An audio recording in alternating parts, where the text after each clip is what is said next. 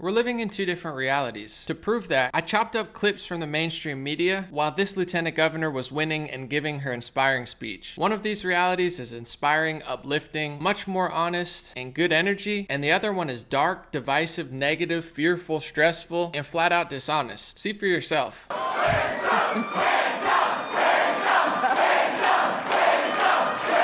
Glenn Youngkin played the race card for a reason, because he knows it works on certain white voters. He did stoke white grievance politics to mobilize the Republican base. I want to introduce to you my husband, Terrence.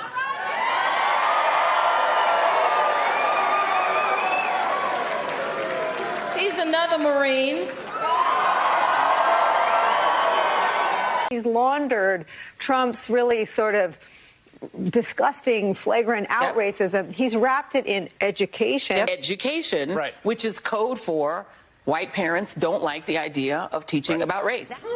I'm telling you that what you are looking at is the American dream. The American dream. When my father came to this country, August 11th of 1963, he came at the height of the civil rights movement from Jamaica. That's the fundamental problem for these parents and this anti-CRT movement. They don't like the way whiteness is being portrayed in these new, more inclusive lessons. This wasn't about those pocketbook issues. This was about how white kids feel talking about what black kids go through. The subtext of all this was, we can't let these black and brown people run the country. He came, and I said to him, but it was such a bad time for us. Why did you come? And he said, because America was where the jobs and the opportunities were.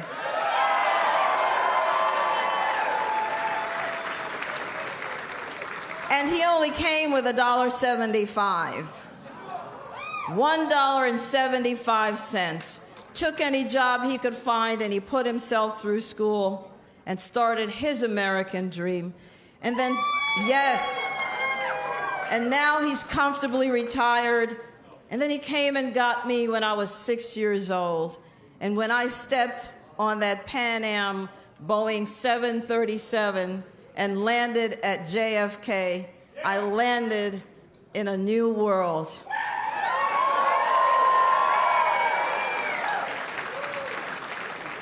And so let me tell you this.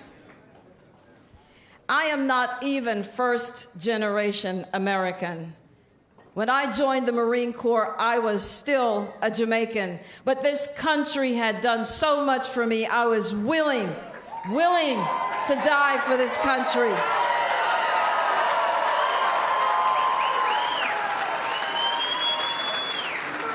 USA!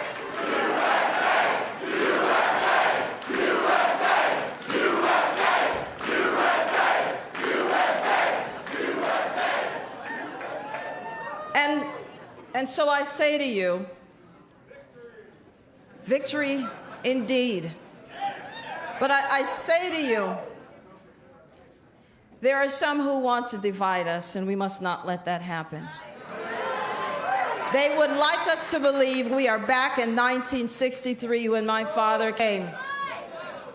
Glenn Youngkin running on critical race theory that he knew hit a chord around race. I think all the CRT stuff is trumped up dog whistling. Some of it was dog whistle racism. The dog whistle messaging that you saw Youngkin engage in during the course of the campaign. CRT is in the latest line of school busing, crosstown busing, welfare queens. You have it. It's in that same line, and you saw it in the results in Virginia. This more palatable Republican who still uses the same racist themes that Trump did. He just packaged them in a soccer dad sweater vest model. He's found a way to launder a pretty racist trope, this idea that we cannot talk about America's history because it hurts my feelings. We can live where we want. We can eat where we want. We own the water fountains. We have had a black president elected not once but twice, and here I am, living proof.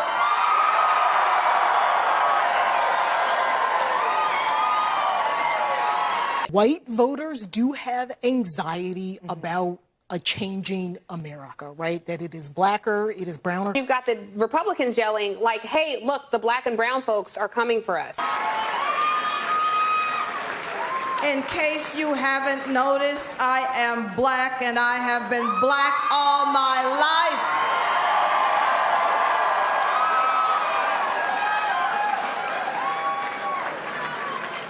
But that's not what this is about.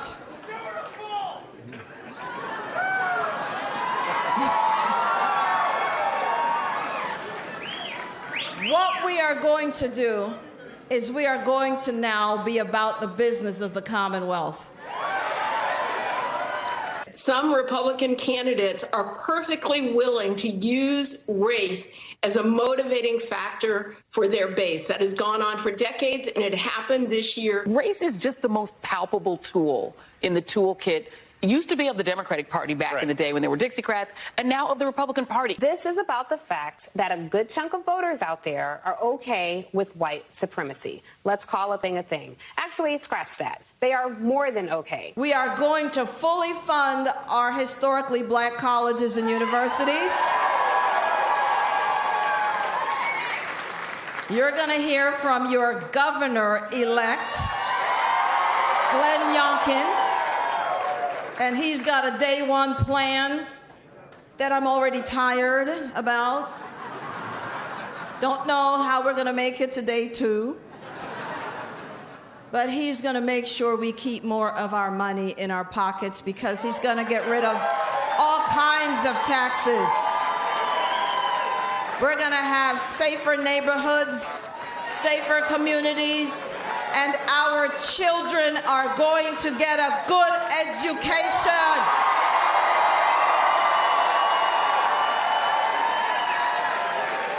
Because education lifted my father out of poverty, education lifted me out of poverty, education will lift us all out of poverty because we must have marketable skills so that our children can not just survive, but they will thrive.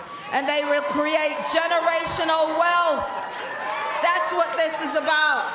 It's a historic night. Yes, it is, but I didn't run to make history. I just wanted to leave it better than I found it. And with your help, we're going to do that. We're going to have transparent government.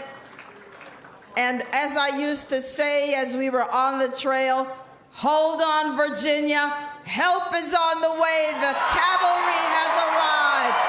Thank you. God bless you. We ran an impossible, improbable campaign against God was exactly with us. Otherwise, we would never have made it. And so I want to finish up by thanking you, Jesus. How sweet it is. First of all, they love to tell you, like Joy Reid, the Dixiecrats, the party's flipped. And if you look at history, the first black senator was elected in 1870. So Republicans were voting for, respecting, and working with black men since 1870. And the first Democrat senator was, you could see it's not in black and white because it's 1993. It took them over 100 years to vote for black people. But they want to brainwash you into thinking the party's just magically flipped. Here, let's just be honest about the present moment since we could debate about history all day. Liberal news has admitted that a majority of black youth wasn't getting vaccinated in New York. But then on the same hand, the liberal mayor, the Democrat mayor, wanted to kick people who haven't been vaccinated out of restaurants, gyms, and indoor facilities. They can lie to you all they want in the school system, on the media, through celebrity puppets that they probably pay off or just work with and brainwash. But the truth should be obvious to anybody with half a brain. Who's trying to take away your freedom again? Who's trying to take away your liberty? Who talks down to you like you're an animal, a lab rat, and a slave? And who only pretends to value you if you agree with them? Trust me, Republicans annoy the heck out of me, but they're a a lot better at saying, we like people who agree with us. If you love America, if you love low taxes, if you value your personal freedom, trust me, they will elevate you to the highest ranks if you're black, Hispanic, Asian. They don't care. They just want people who love this country. Seriously, that's a massive majority of the Republican Party. They don't say, if you're this race, we love everything you do. It's like, no, if you're a realistic person and we agree, then we like you. They're at least blunt and honest about that. The Democratic Party pretends like they like black people and Hispanics and Latinx, which most Hispanic people don't even know what that means. But then the second you're that ethnicity and you disagree with the Democratic Party, my goodness, they're vicious. You think they're mean to me? No, they are much meaner to minorities who disagree with their narrative. They hate that. They want to control you so bad. They want to control your money. They want to control your mind. They want to control whether or not you show off your smile at work. They want to force mask you. They even want to force inject you or treat you like a literal serf or slave and not allow you in indoor facilities. That's who they are, okay? Anybody caught under their spell is probably suffering in misery. Like these loser San Francisco bloggers, they're like, I hate Republicans. Be honest. I've been to San Francisco years ago. San Francisco sucks now. Does anybody really want to live there? Is it fun with the COVID restrictions, with the rise in crime, homelessness, trash everywhere, overdoses? Is it fun? Or are you guys just like a misery loves company folk where you're just lying to the rest of the country and talking about how you're going to clean up America and you can't even clean up your own neighborhood? I think both parties are deceitful. Honestly, I think Trump blew it in his last year in office. However, the Democratic Party and the Democratic media is by far the worst. They are so negative, they are so nasty, they are so divisive, and they have almost nothing to offer anymore. And I say that like 10 years ago, they have something to offer you. Now,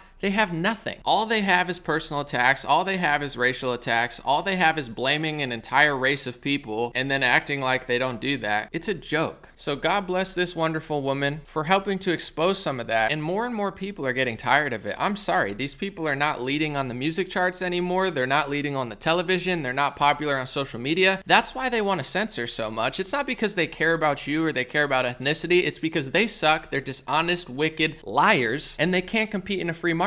And if you think it's just Republicans or anti-maskers or whatever stupid lie they tell you, these authoritarian liars, think again. The New York Times recently published an op essay, Should Classic Rock Songs Be Toppled Like Confederate Statues? Trust me, they're coming for you next. So instead of being so angry at your American-loving friend or your friend who stands up for themselves against medical tyranny, you should really be thanking us because we're the only thing standing in the way between total government control and total authoritarianism. You're welcome. These people are using race and using this public health scenario as a way to justify more power over your life. And if you don't think so, if you don't think them printing trillions of dollars and putting trillions of dollars everywhere, you don't think anybody's trying to get a piece of that pie, you're naive and you're foolish. Wake up, folks, and God bless you. Thanks so much for watching. I appreciate you guys. If you're watching this, the black beanies might already be sold out. As of recording this, we're under 17 beanies, and they're probably going to be gone today. So if you want one, you got to get it now. We can't get any more in stock. They're made in the USA and the supply chains are down. So get one while it's available. And if you wanted one of my new hoodies or one of my new long sleeves, check it out. There's a limited edition of those as well. And once those sell out, we probably won't be re-upping until next year. Have a beautiful day, and I'll be back soon.